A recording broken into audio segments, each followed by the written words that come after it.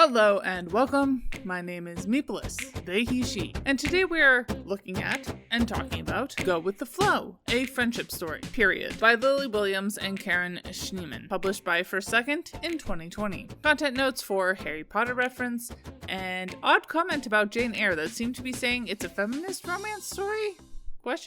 Flipping to the back flap, Lily Williams, quote, is the author and illustrator of If Sharks Disappeared, If Polar Bears Disappeared, and If Elephants Disappeared. She grew up in Northern California, where she received her BFA from California College of the Arts. Lily seeks to inspire change, engage audiences, and educate people of all ages with her artwork. End quote. And Karen Schneemann, quote, grew up in Northern California. She received her first undergraduate degree in engineering from UCLA and her second in animation from California College of the Arts. In addition to being an engineer, artist, and writer, Karen is also a mom to two adorable kids. She lives and works in foggy San Francisco, California. End quote. What keywords came to mind reading this book?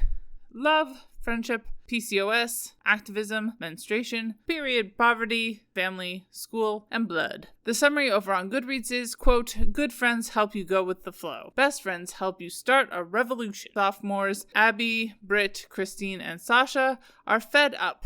Hazelton High never has enough tampons or pads or adults who will listen. Sick of an administration that puts football over female health, the girls confront a world that shrugs, or worse, squirms at the thought of a menstruation revolution. They band together to make a change. It's no easy task, especially while grappling with everything from crushes to trig to JV track, but they have each other's backs.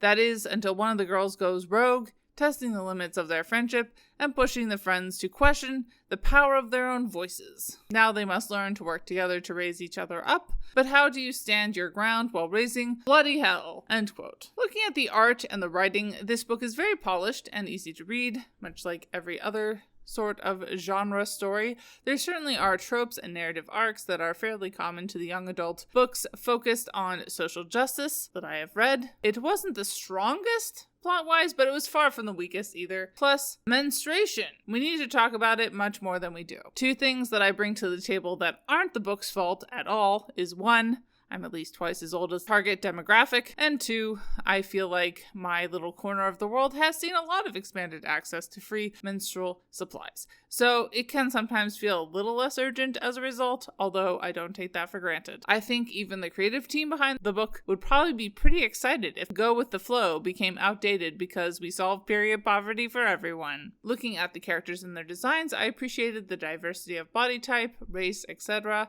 Each character felt very distinct. Class is obviously a big part of period poverty. Would have been nice if one of the characters actually had trouble accessing menstrual products, but that seems to be something that the characters on the page are doing for other somewhat hypothetical people. Looking at ability and disability, one of the characters does briefly serve as an example of someone who has a lot of pain related to their period that interferes with their schooling. This felt a little bit tacked on, and I kept expecting it to surface again to reach more of a conclusion. It is an important aspect of bringing menstrual health to the forefront, but not exactly about the main point of the book, which is period poverty. The weakest points of the book were gender and sexuality. Gender-wise, there is a note in the back about how people of all genders and beyond menstruate, but the creative team did not take the further step of actually including any sort of reference or mention in the story itself, as far as I remember. Plus, there is that reference to female health in the synopsis.